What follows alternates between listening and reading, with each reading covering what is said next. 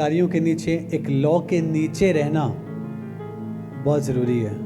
वो लॉ, हमें लगता है कि ये एक गवर्नमेंट का, एक देश का लॉ है, पर याद रखो ये सारी चीज़ें, अगर आप इसकी हिस्ट्री में चले जाओ तो लिखा गया है कि हर एक चीज़ परमेश्वर के वचन से निकली गई थी। पहले लॉ नहीं था, हाँ, पर जब हम देखते हैं शुरुआत से, जब अब्राहम के समय देख लो, नूह के समय देख लो, जब लॉ, मूसा को लॉ दिया गया, वो चीज़ें थी जिसके द्वारा धीरे धीरे करके वो चीज़ें इम्प्लीमेंट होना शुरू करी और लोगों को एक डर के नीचे रहना शुरू किया। यीशु मसीह के समय देखते हैं रोमन्स का एक लॉ था, रोमन्स जो थे उनका एक लॉ था, तो वैसे ही एक लॉ जो सबके लिए रखा गया, और उस लॉ का आदर करना बहुत ज़रूरी है एक देशवासी को, एक नागरिक को। हालेलुया। और ज़रूरी है कि हम अपने देश के लिए, उन अधिकारियों के लिए हमेशा प्रार्थना करते रहें ताकि वो बुद्धिमानी के साथ हमें चलाएं। जब हम परमेश्वर को जानते हैं, हमें सबको पता है कि सत्य हमारे पास पहुंचा है, और एक वॉलंटियर जब एक व्यक्ति बन जाता है, एक सेवादार बन जाता है, तो जिम्मेदारी एक व्यक्ति के ऊपर आती है। हालेलुया। और परमेश्वर चाहता है एक जिम्मेदार व्यक्ति को जिम्मेदारी देना। अगर एक सेवा आपको मिलती है तो उस सेवा को किस रीति से आप करते हैं और किस तरीके से उस सेवा में आप एक फल को लेकर आते हैं, वो बहुत मायने रखता है। वो चीज़ें जब हम देखते हैं सेवादार के जीवन में होनी चाहिए, वो सबसे बड़ी, सबसे उत्तम बात है प्रेम। Hallelujah, hallelujah. तो एक चीज़ जो मैं सिर्फ आज वॉलंटियर से हल्का बताना चाहूँगा कि जैसे परमेश्वर पक्षपात नहीं करता, वॉलंटियर्स, विश्वासी लोग की बात नहीं, सेवादारों की बात, हमें कभी भी किसी भी चीज़ में पक्षपात नहीं करना। बहुत से लोग इसलिए नाश होते हैं क्योंकि वो पक्षपात करते हैं। हालेलुया। आप जब परमेश्वर की दासी को देखते हैं, मम्मा जब भी मिलते हैं या फिर जब लोग कलीसिया में आते हैं, आपने कभी भी किसी भी तरीके का पक्षपात इस कलीसिया में नहीं देखा होगा। अगर एक अमीर व्यक्ति आ रहा है, एक गरीब व्यक्ति आ रहा है, किसी तरीके का व्यक्ति आ रहा है, उसे उसके कपड़े, उसके चीज़ों, उसके धन को देखकर उसके साथ व्यवहार नहीं किया जाता।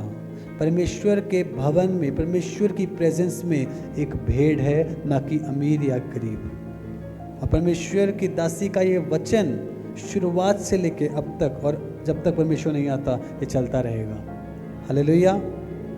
क्या किसी व्यक्ति के पास है, हमें वो नहीं चाहिए, हमें वो भेड़ चाहिए। हमने लोगों को भी समझाया कि पास्टर, कि लोग चाहते हैं कि इस व्यक्ति के पास, इस भेड़ के पास उसका दूध, उसके बाल, हाँ समझ रहे हो, उसका मांस, पर क्या किसी को भेड़ से प्यार नहीं। पर आप एक सही जगह पर हो जहाँ पर परमेश्वर की दासी उन भेड़ों से प्यार करती है। हालेलुया।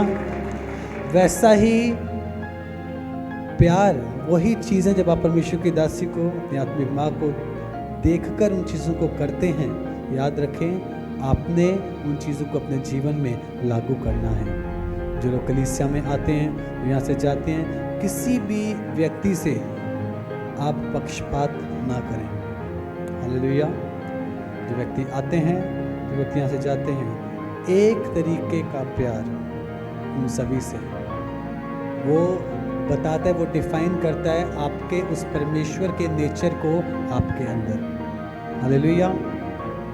जब हम परमेश्वर के वचन में देखते हैं, जिसमें रोमियो 2:11 में लिखा होता है, क्योंकि परमेश्वर किसी का पक्षपात नहीं करता। सोचो, अगर परमेश्वर नहीं करता, परमेश्वर के दास, परमेश्वर की दासी और उनके साथ जो उनके सेवादार, परमेश्वर के काम में वो सेवादार बढ़ रहे हैं मूसा के साथ आगे, उन चीज़ों को कर रहे हैं मूसा के साथ आगे, वो भी उन चीज़ों को नहीं करते। हालेलुया। और याद रखो, जब आप उन चीज़ों को नहीं करते, आप परमेश्वर की उस बड़ी महिमा में हमेशा बढ़ते हैं यीशु के सामर्थी नाम से। हालेलुया। जब हम रोमियो पढ़ते हैं, उसमें पौलुस बहुत सी जगहों पर कलीसियाओं को, लोगों को बताता है कि मैं परमेश्वर के सुसमाचार से नहीं लजाता। हालेलुया। एक और बात जो हम सभी ने ध्यान रखनी है, मैं सेवादारों से बात कर रहा हूँ, कि परमेश्वर के सुसमाचार से हम किसी ने नहीं लजाना। किसी भी ने नहीं। हालेलुया। क्योंकि वो सुसमाचार क्या है हम देखते हैं वचन के अंदर, रोमियो 1:3 से जब हम पढ़ना 4 से पढ़ना शुरू करते हैं, उसमें लिखा हुआ है, और पवित्रता की आत्मा के भाव से मरे हुओं में से जी उठने के कारण सामर्थ्य के साथ परमेश्वर का पुत्र ठहरा है। उसके द्वारा हमें अनुग्रह और प्रेरिताई मिली कि उसके नाम के कारण सब जातियों के लोग विश्वास करके उसकी माने, जिसने जिनमें से तुम भी प्रभु यीशु मसीह के होने के लिए बुलाए गए हो। इंग्लिश में लिखा हुआ है, and was declared to be the Son of God in power according to the Spirit of holiness by his resurrection from the dead, Jesus Christ our Lord, through whom we have received grace and apostleship to bring about the obedience of faith for the sake of his name among all nations। क्या लिखा है कि जिसके द्वारा हमने, चौथे में देखते हैं, अनुग्रह और प्रेरिताई को प्राप्त किया कि हम जगहों पर जाके, अलग अलग जगहों पर जाके उसे बताएं। कौन सी सामर्थ, कौन सा अनुग्रह? जो प्रभु यीशु के द्वारा हमारे जीवनों के ऊपर उतरा है, हुआ है, उस अनुग्रह को परमेश्वर को देना, उस अनुग्रह के जो परमेश्वर ने हमें दिया है उन लोगों को बताना, सुसमाचार करना। और इसी में जब हम एक के आगे जब पढ़ते हैं 16 में, इसमें लिखा है, पौलुस यहाँ पे बोल रहा है, क्योंकि मैं सुसमाचार से नहीं ले जाता, इसलिए कि वह हर एक विश्वास करने वाले के लिए उद्धार के निमित्त परमेश्वर की सामर्थ्य है। Hallelujah, hallelujah. इसका मतलब सुसमाचार को परमेश्वर की सामर्थ्य से तुलना की है। सुसमाचार करो, परमेश्वर की सामर्थ्य को बढ़ो, पर सुसमाचार करो, परमेश्वर के काम को करो, परमेश्वर की सामर्थ्य को प्राप्त करो। Hallelujah.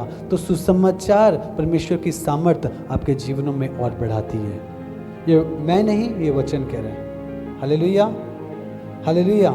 For I am not ashamed of the gospel, for it is the power of God for salvation to everyone who believes। उन सभी के लिए जो विश्वास करते हैं। हालेलुया। उन सभी के लिए जो विश्वास करते हैं। आमीन। इस बात को आपने समझना है, जानना है और अपने जीवन में करता है। जो सुसमाचार की सेवा है, ये सिर्फ विश्वासियों या सेवादारों की बात नहीं, वो हर एक व्यक्ति जो परमेश्वर के उस अनुग्रह के नीचे है, परमेश्वर के उस सत्य को जान चुका है, उन सभी के लिए वो सुसमाचार का काम ज़रूरी है। मैं आज क्यों आपसे बात कर रहा हूँ? ये हमारा जो साल है, the year of spiritual upliftment, ये हमारा साल है उस चीज़ों को हासिल करने का, उन आत्मिक बातों को लेने का। पर मैं बोल रहा हूँ, जितना आत्मिकता में बढ़ना चाहते हो उतना सुसमाचार करना शुरू कर दो। हालेलुया। आप देखोगे जितना काम बढ़ेगा उतना बड़ा अनुग्रह आप सबके ऊपर होगा। Hallelujah, hallelujah. जब मैं आपको दर्शन की बात कर रहा हूँ, आपको पता है किस रीति से एक कमरे से इतनी बड़ी जगह पर जो परमेश्वर छोटे से बड़े पे लेके जाने की सामर्थ्य रखता है, वही परमेश्वर है। आपको जिस भी चीज़ में आप क्यों ना हो, उससे निकालने की, उन छोटी चीज़ों को बड़े करने की भी वो सामर्थ्य रखेगा। हालेलुया। बात है उसके ऊपर विश्वास रखने की, उसके ऊपर भरोसा करने की, उसके वचनों को जानकर, उस दर्शन को समझकर उन चीज़ों को करने की। Hallelujah, hallelujah. और सच में परमेश्वर के दासी जब एक बात बोलते कि वो और उनका परिवार कभी सुसमाचार करते नहीं ले जाता, हम कभी नहीं ले जाते। चाहे हम आखिरी तक तैयार हैं कि ये ज़्यादा से ज़्यादा हमारे साथ क्या हो सकता है। हालेलुया। छत्तीसगढ़ में जब हम गए थे तो जब लोग वहाँ पे तलवारें लेकर आए बाहर, और वहाँ के ऑर्गेनाइज़र पास्टर लोग डर गए कि ऐसा हो गया वैसा हो गया। मम्मा की एक ही वर्ड, परमेश्वर की दासी को वही आप, उन्होंने कहा चिंता ना मत करो, अगर अंदर भी आ गए, तलवारें सामने भी आ गई, तो मेरा एक भी कदम पीछे नहीं हटेगा। हालेलुया। एक बड़ी अच्छी बात जो मुझे मैंने बताई, कह रहे कि हियाब जब हमारे अंदर होता है तो वो लोग जो आपके साथ चल रहे हैं वो लोग हमेशा डर जाते हैं, पर जब आप उनको हियाब देते हो, उनको पता होता है कि मम्मा का कितना कॉन्फिडेंस है परमेश्वर पर, वो परमेश्वर के लिए कुछ भी कर सकते हैं। मम्मा ने एक बात कही थी, कह रहे हैं कि अगर कुछ भी हो जाए, ऐसी परिस्थिति आ जाए, मैंने कहा तुम अपने विश्वास की दौड़ को पीछे मत करना। हाँ, परमेश्वर का नाम निकारना मत। अगर लोग तुम्हें, समय आएगा जब हमारे बच्चों को उठा के बोलेंगे परमेश्वर के नाम को मना कर, उन्हें बच्चों को मार देंगे, ये समय आएगा। विश्व दासी ने कहा कि चिंता नहीं, क्योंकि पता है अगर कुछ ऐसी बात हो भी गई तो सीधा रिजल्ट, रिवॉर्ड परमेश्वर के भवन में है, परमेश्वर के पास है। हालेलुया। मैं क्यों बता रहा हूँ ये चीज़? ये सिर्फ मुंह से शब्द, ये सिर्फ शब्द नहीं है जो मुंह से निकले हुए हैं या वचन को आपको पढ़ा के वो चीज़ें बोल रहा हूँ। वो चीज़ों को प्रैक्टिकल जीना और लोगों को, सेवादारों को उन चीज़ों के बारे में बताना, तैयार करना कि ये सिर्फ शब्द नहीं है जो मुंह से निकले हुए हैं, पर एक एक शब्द हम उस चीज़ को अपने जीवन में लागू भी करते हैं, उन चीज़ों को मानते और करते भी हैं। एक बार जब मम्मा ने कही मुझे, एक बार कह रहे हैं सबसे पहले अगर समय चीज़ आई तो मैं सबसे पहले, अगर गोली परमेश्वर के नाम के लिए गोली भी खानी पड़े तो मैं सबसे पहले जाऊंगी। पर जितने भी लोग, मैं चाहती हूँ कि मेरी कलीसिया, मेरे लोग वो परमेश्वर के नाम से लजाएं ना, वो मेरे साथ परमेश्वर, जान देने तक, प्राण देने तक परमेश्वर के साथ विश्वास योग्य रहें। हालेलुया।